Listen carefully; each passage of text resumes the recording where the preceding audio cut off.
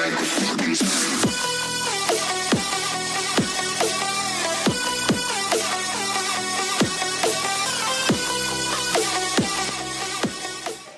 عليكم ورحمة الله تعالى وبركاته. إخوتي الكرام، اليوم معنا درس لشرح بعض الخصائص التي تستخدم أو تطبق في الإلكترون فيما يخص الجيكواري، وسنتطرق إلى شرح كيفية إضافة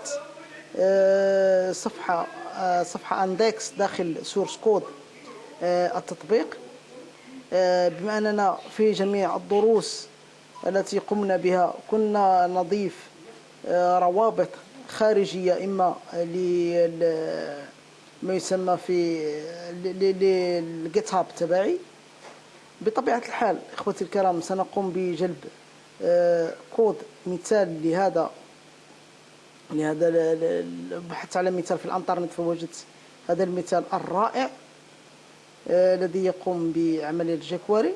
أوكي، في البداية قمنا بالجيكواري اللي هنا. سنقوم فقط بتعليم دبل سلاش بهذا الشكل وإزالة العلامة من هنا.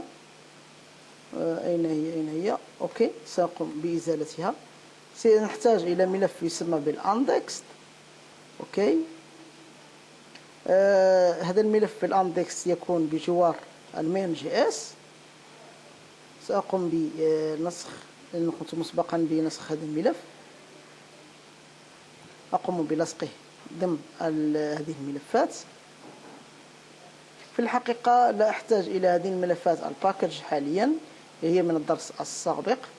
سأقوم بإذف الملفات التي لا أحتاجها.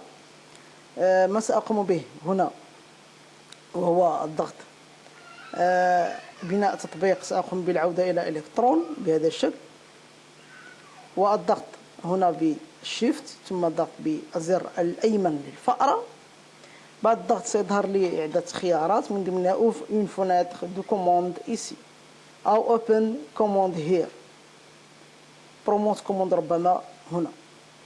اوكي، بعد ان يعطيني بروموت كوموند في هذه الحالة اقوم بمنادات، اقوم بعمل npm start، سيقوم بتشغيل التطبيق تبعي. كما ترى اخوتي الكرام سأضغط اوكي، لا شيء يحدث. هذه ما تسمى بمشكلة مؤقتة. هناك بعض الجيكواري احبتي الكرام يتم دعمها، وبعض الجيكواري القديمة لا يتم دعمها. اذا هنا لدينا احبتي الكرام مشكلة.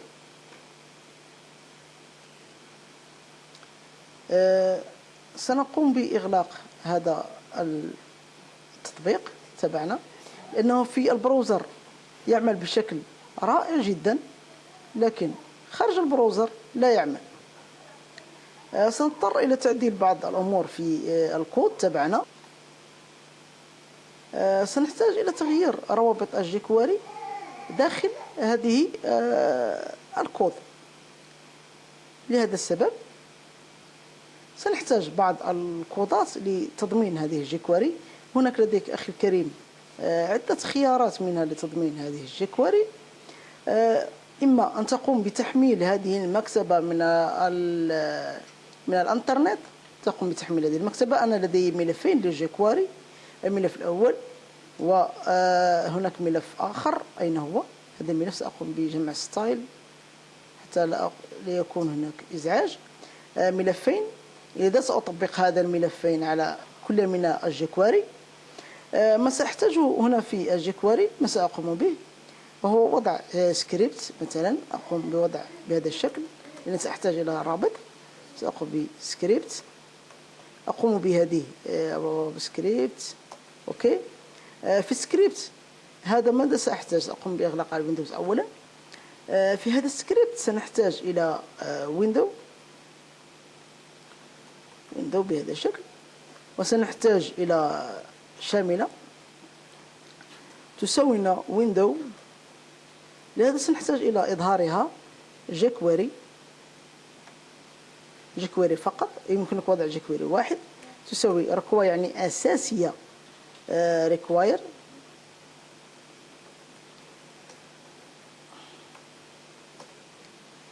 ريكواير عفوا، ونضع هنا رابط الجيكواري بهذا الشكل. نضع فقط نقطة ثم نأتي برابط الجيكواري.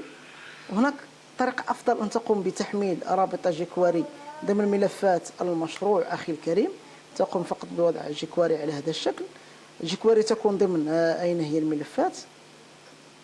تكون ضمن ملفات الماي بروجكت. داخل الماي بروجكت تكون ملف الجيكواري. الكل من هذه الجيكواري.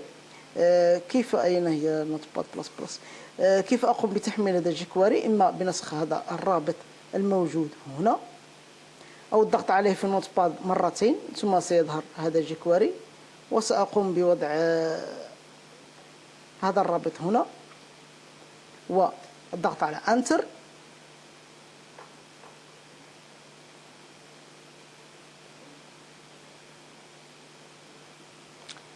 سيظهر معي كود الجيكواري. أقوم بالضغط على الفأرة باليمين سيف اس، وأقوم بحفظ هذا الملف.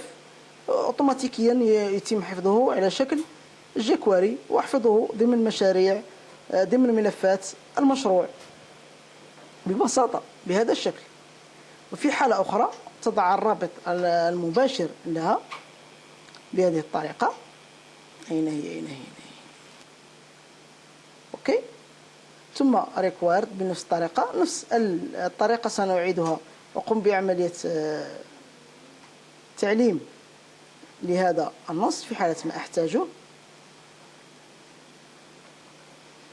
ونفس الطريقة أعيدها إلى هذه الخاصة بالجيكواري هنا.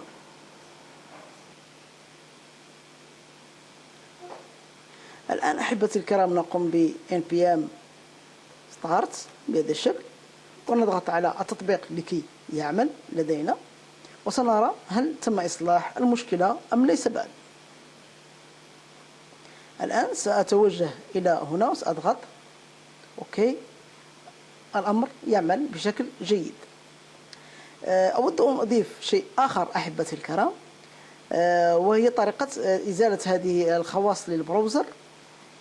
سنقوم بوضع كود معين في ملف المين جي اس تبع المشروع تبعنا. نقوم بالضغط مرتين على المين جي اس. اوكي. ما سنحتاجه اخوتي الكرام وهو الذهاب الى الكود مين جي اس ونبحث عن var main window. نقوم بوضع فقط نول بهذا الشكل. وفي حالة أخي الكريم ما كانت لديك مثلا كود آخر لاستعمال الديفلوبر، سيكون كود عبارة عن main window بهذا الشكل. يكون open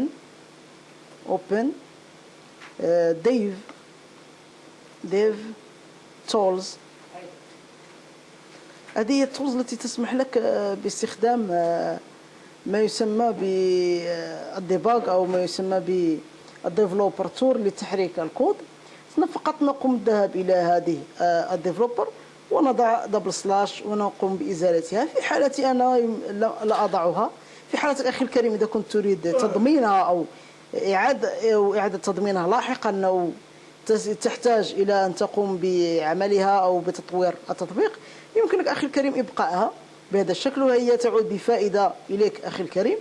نقوم بحفظ هذا التطبيق ونذهب إلى ال npm ونباشر كالعادة npm دوت start. لماذا نقوم بال npm start؟ لأنني أخي الكريم أقوم بتطوير التطبيق. في حالة التحزيم لا يمكنك تغيير التطبيق، يعني تكون حالة نهائية نحو انتهاء من المشروع. نضغط فقط على انتر كالعادة. سيقوم ببناء تطبيق الإلكترون. لا أوكي أخي الكريم. بعد التقدم فتح المين جي اس نذهب إلى var main جي اس window ونقوم بعمل تساوي نول بهذا الشكل. وإذا كانت لديك أخي الكريم أدوات main windows open dev developer، يمكنك أخي الكريم وضع سلاش بهذا الشكل لاستخدامها لاحقا لأنك تقوم بتطوير تطبيق، أو يمكنك أخي الكريم إزالتها بطبيعة الحال إذا لم تكن تحتاجها. الآن ما سنقوم به، أريد مثلا أن سأزيل هذه الباك جراوند أو سأتركها على أي حال. ما سأقوم به هنا وهو وضع فاصلة بهذا الشكل، ثم سبيس. ما سأقوم به هنا وهو وضع فرام بهذا فرام ونقطتين بهذا الشكل، ونقول فايلز بهذه الطريقة، ونقوم بحفظ التطبيق ثم تشغيله بال npm start. في حالة أخي الكريم كنت تقوم بعمل تطوير ستحتاج فقط npm start، وأما في حالة تحزيم فليمكنك تغيير الحزمة لاحقا. كما تلاحظون أحبتي الكرام، قمنا بإزالة هذه البوردر وأزلنا عدة خصائص، منها الديف تول. يمكن وضع تطبيق رائع بهذا الشكل، يعني فعلا أخي الكريم التطبيقات تحت المكتب تكون عاجزة تماما أمام هذه التطبيقات الرائعة، وسيكون تطبيقك بطبيعة الحال مقبول جدا لدى الزبون.